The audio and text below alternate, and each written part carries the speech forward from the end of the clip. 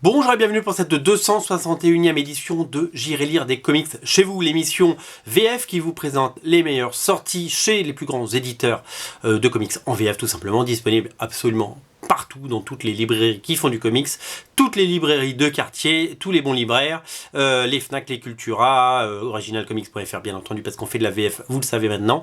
Et voilà, alors on va commencer par du très très lourd, puisqu'il est sorti dans la collection Rebirth, donc vous savez maintenant, c'est grand format, il y a une petite bannière, le All-Star Batman, et c'est marqué, c'est la nouvelle série de Scott Snyder.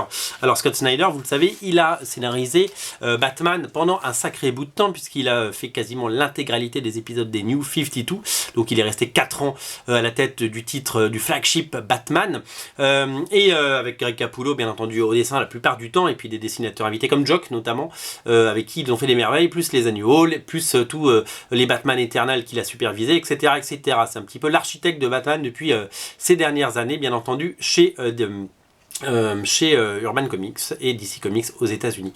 Quand il a quitté les New 52, il a annoncé un projet qui s'appelle All Star Batman, qui s'arrête au 14e numéro, parce qu'il aura d'autres projets sur Batman, mais on y reviendra.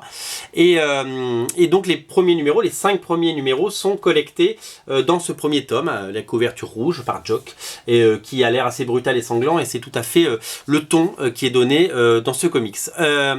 Au dessin de John Romita Jr. qui lance cette série et qui est le premier dessinateur star, si vous voulez, à faire partie du All-Star Batman, dans une histoire assez maîtrisée, parce que John Romita Jr., alors on aime ou on n'aime pas John Romita Jr., moi j'aime beaucoup particulièrement, et après John Romita Jr., il y a des choses qu'il a fait bien et d'autres moins bien, notamment les dernières pages qu'il a pu faire chez Marvel n'étaient pas fantastiques, on sentait la lassitude, et les pages qu'il a pu faire sur Kick-Ass par exemple ne sont pas du tout au niveau, malgré la qualité de la série de façon générale.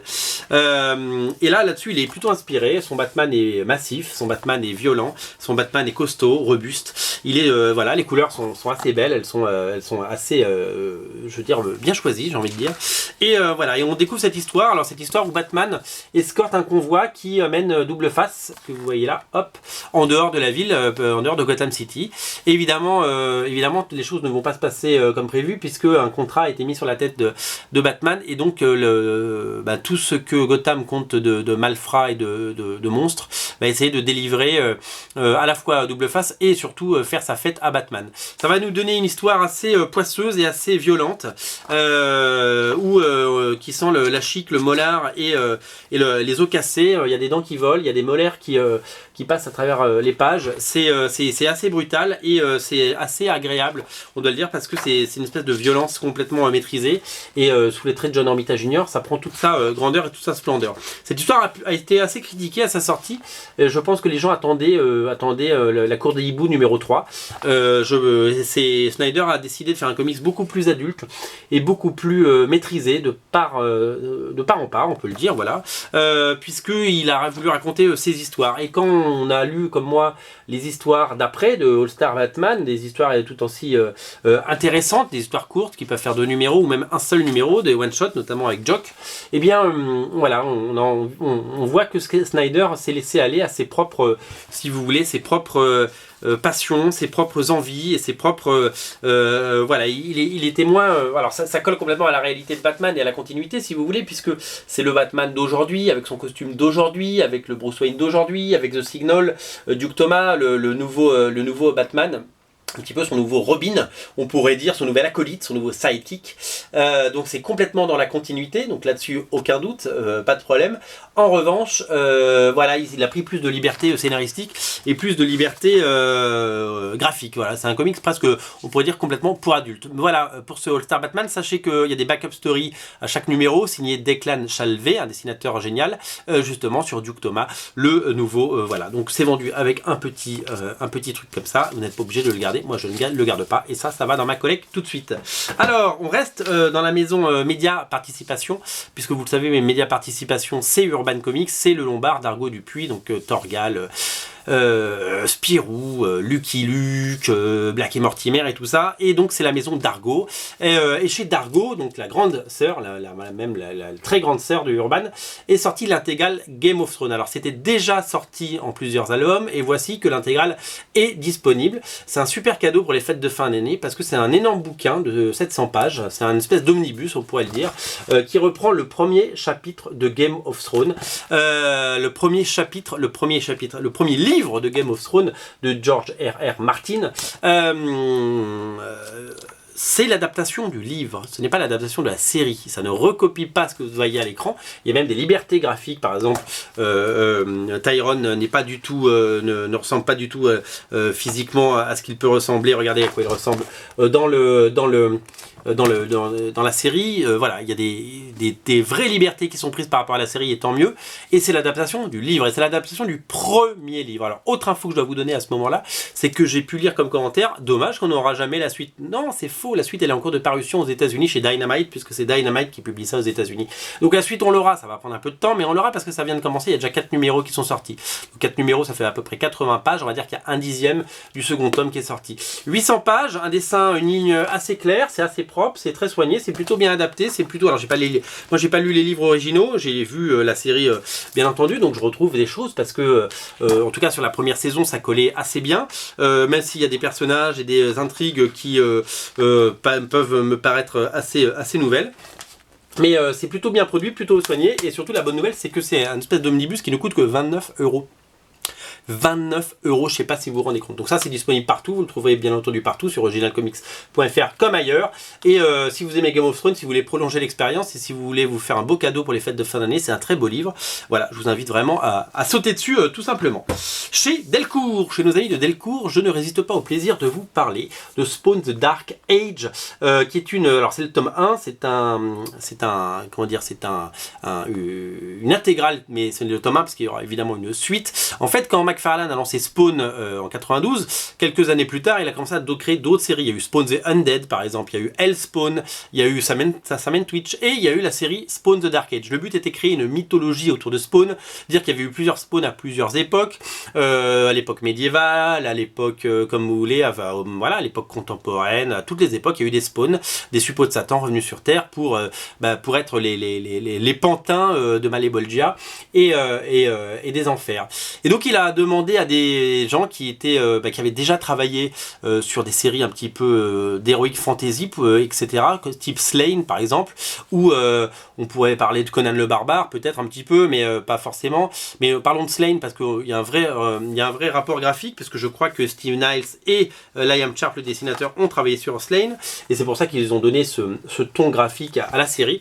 Ils ont voulu en faire un truc très médiéval, très Slain finalement, très Simone Bisley, voilà, il y a un petit côté Simone Bisley, sans être Simone Bisley, un petit côté horrifique, un petit côté heroic fantasy, un petit côté magie, voilà, c'est vraiment une plongée dans l'univers de Spawn. Moi j'avais acheté quelques numéros à l'époque et c'est vrai que j'avais un petit peu décroché parce que je pense que c'est l'époque où je décrochais complètement de Spawn. J'y suis revenu depuis, vous le savez.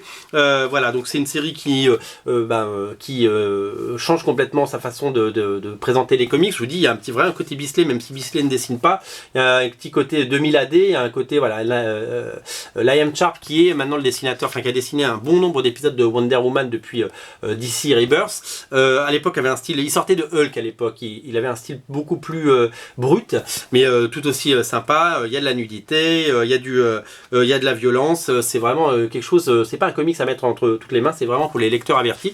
Et c'est une autre vision de Spawn et une autre incarnation, tout aussi intéressante et avec beaucoup de bonnes idées. Et voilà. Donc on reconnaît un petit peu justement ce trait dont je vous parlais de Slain et toutes ces choses. Regardez ses dessins. À noter que Angel Medina a également fait un épisode.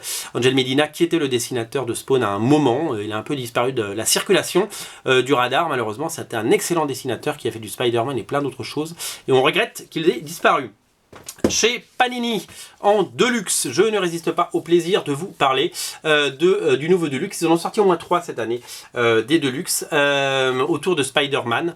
Celui-là a la particularité, donc il s'appelle New Avengers, de ne pas être dans la continuité des derniers parus qui étaient dans le vous savez, le Brand New Day et un jour de plus, un jour d'après. Ça se passe alors si, ça se passe dans cette continuité-là, mais bien après, dans le sens sens où ce sont des épisodes non, ça se passe avant, qu'est-ce que je raconte allez, je me suis embrouillé moi-même. De Straczynski, donc ça se passe bien entendu avant, et c'est à l'époque où il a rejoint les Vengeurs. Donc c'est les épisodes dessinés par Mike Deodato Jr. que moi j'avais lu à l'époque en VO. Et donc on a en fait la fin du run de Straczynski avant le jour d'après, pardon. Et voilà, donc c'est tous les épisodes qui nous manquent par Mike Deodato, qui est un dessinateur que j'aimais pas trop à l'époque, moi, notamment sur Spider-Man, et que je redécouvre avec grand plaisir dans ses pages. Donc voilà, donc il y a un vrai plaisir. Et après, il publie une autre série qui est scénarisée par Tony Bedard, dessiné par Manuel Garcia, qui est un petit peu en dessous graphiquement et scénaristiquement. Ça sent un petit peu le remplissage, voilà, malheureusement. Donc un album qui sort un peu de nulle part, mais a priori les Deluxe de Spider-Man marchent très bien chez Panini, si bien qu'ils ont décidé de nous en proposer pas mal. C'est déjà le 3e cette année. Donc à une époque il y en avait un, là il y en a eu 3, donc ils ont un peu accéléré le mouvement pour nous en offrir plus. On espère que très bientôt il y aura les épisodes de Big Time par Humberto Ramos. En tout cas, c'est le mal qu'on nous souhaite. Alors chez Veta Comics, il y a plein de choses qui sortent, les amis. On commence par le Alien Corridor Raw Edition, une exclusivité originalcomics.fr. Vous ne le trouverez nulle part ailleurs. Il y en a 250 exemplaires. Il y a notre logo derrière pour tout vous dire. Donc il faut aller sur le site pour la voir. C'est David Lloyd, le papa de V pour Vendetta, qui nous fait un plaisir. C'est un one-shot, une histoire d'une trentaine de pages, inédite sur Alien, par donc David Lloyd, on l'a dit, qui était dessinateur de V pour Vendetta et qui ici est scénariste et dessinateur, et qui nous propose sa vision et sa version des aliens dans une histoire particulièrement soignée, j'ai envie de vous dire. Regardez, déjà la couverture est absolument sublime. Alors c'est un comics qui a un petit côté old school, mais qui le revendique complètement. C'est une histoire qui date de 1983. Je sais pas si vous vous rendez compte. Je sais pas quel âge vous aviez en 1983. Moi, j'avais 7 ans. Et voilà. Et donc, c'est une histoire assez magnifique et sublimée par cette édition absolument géniale, en Raw Edition, bien entendu, de chez Veta, qui donc, c'est-à-dire que c'est un grand format, en dur, et puis avec des blancs éclatants et des noirs profonds. C'est vraiment superbe. Voilà, c'est quelque chose d'assez exceptionnel. Donc je tenais à vous le montrer. Je tenais également à vous signaler que c'est le 4e Raw Edition qui est publié. Les 3 premiers, celui de Mike Mignola, Richard Corben et John Byrne, sont totalement épuisé. Celui de Mignola vaut plus de 200 € sur les places de marché.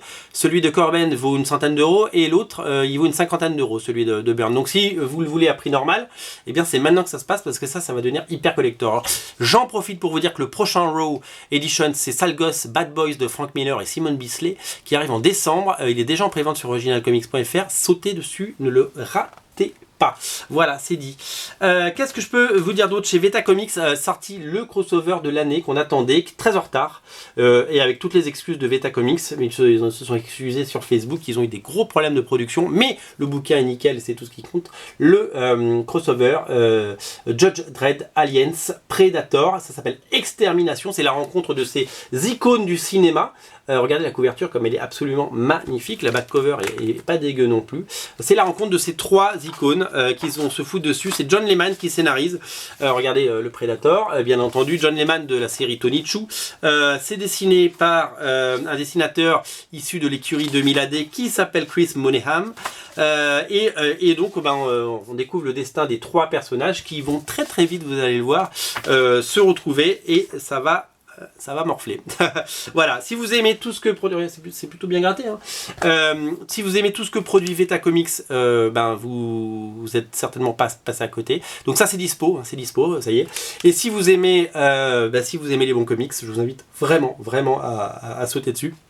C'est des éditions assez rares. On les trouve pas dans toutes les librairies parce que tout le monde ne joue pas le jeu de Veta Comics. C'est un indépendant qui se bouge et nous on les soutient. Et vous êtes très nombreux à acheter du Veta Comics sur Original Comics. Donc merci. Alors, puisqu'on parle de petits éditeurs, et vous savez, on aime les petits éditeurs, je vais vous parler de Snorgle Comics. Snorgle Comics, c'est une société, alors c'est une librairie à la base à Marseille, qui a fait des magnifiques éditions à droite et à gauche. C'est également, si vous voulez, un éditeur aujourd'hui qui a décidé de éditer des comics. On en a déjà fait 4 cette année. Il y a eu 2 numéros de ElfQuest, le 3e arrive très vite. Et il y a 2 nouveaux comics issus du catalogue Aftershock, un nouvel éditeur aux États-Unis qui ouvre depuis à peu près 2 ans et qui nous propose des choses nouvelles, qui débauchent des auteurs comme Brian Azzarello, Marguerite Bennett, Paul Jenkins, des grands noms du comics pour leur laisser vraiment faire ce qu'ils veulent. C'est Mike Martz, l'ancien éditeur de chez Marvel, qui supervise tout ça. Le titre qui sort du lot, c'est vraiment Animosity pour le moment. Animosity, tout le monde en parle. Animosity, c'est absolument génial. Le pitch est génial. C'est qu'est-ce qui se passerait si les animaux prenaient conscience de leurs conditions et avaient une âme. Enfin, ils ont une âme, mais s'ils commençaient à réfléchir comme les humains. Et donc, s'ils se réveillaient.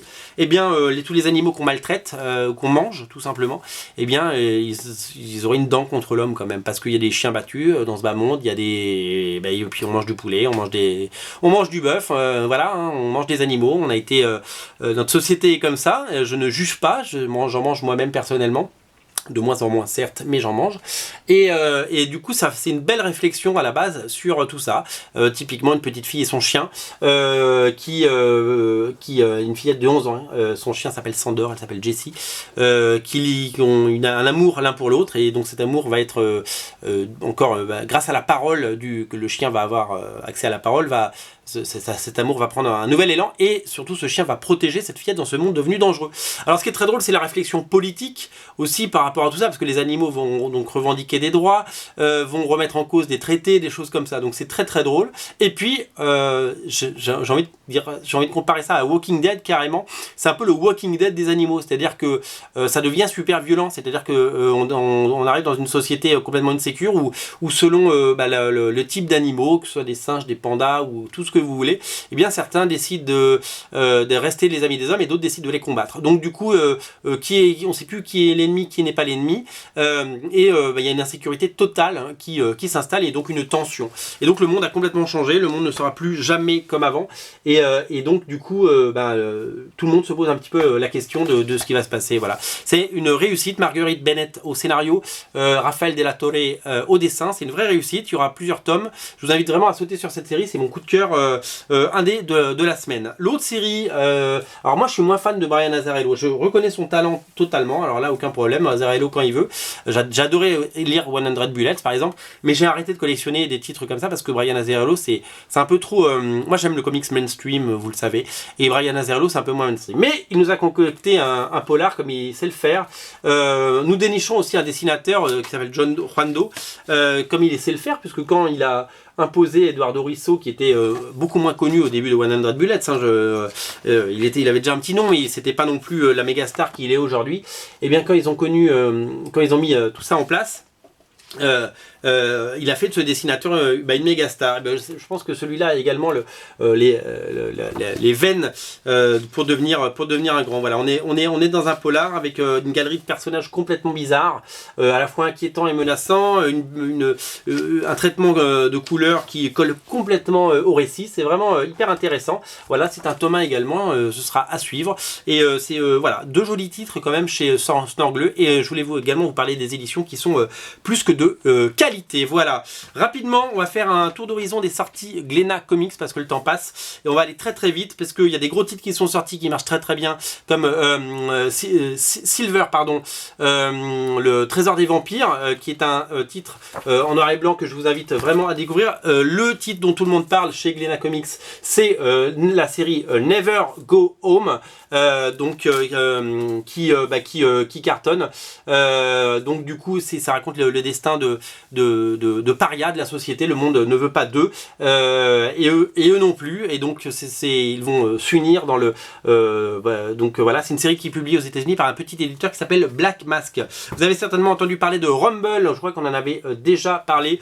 Ça fait partie des curiosités graphiques de John Arcudi et à la fois scénaristique. C'est une série à suivre vraiment, qui sera en plusieurs numéros, mais de qualité. Si vous êtes fan et nostalgiques de la série Jem, sachez que le deuxième tome de Jem est sorti.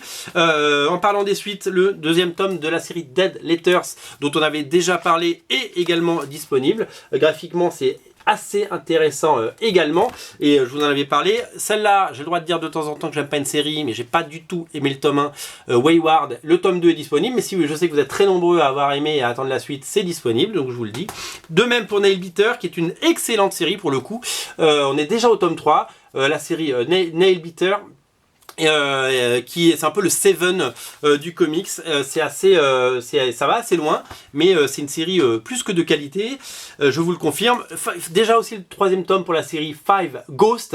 Vous savez, ce personnage qui a 5 personnalités, des ghosts, et qui vont tous l'aider. C'est un peu ce qu'on aurait voulu que soit la série Sense8 finalement, et qui ne l'a pas trop été.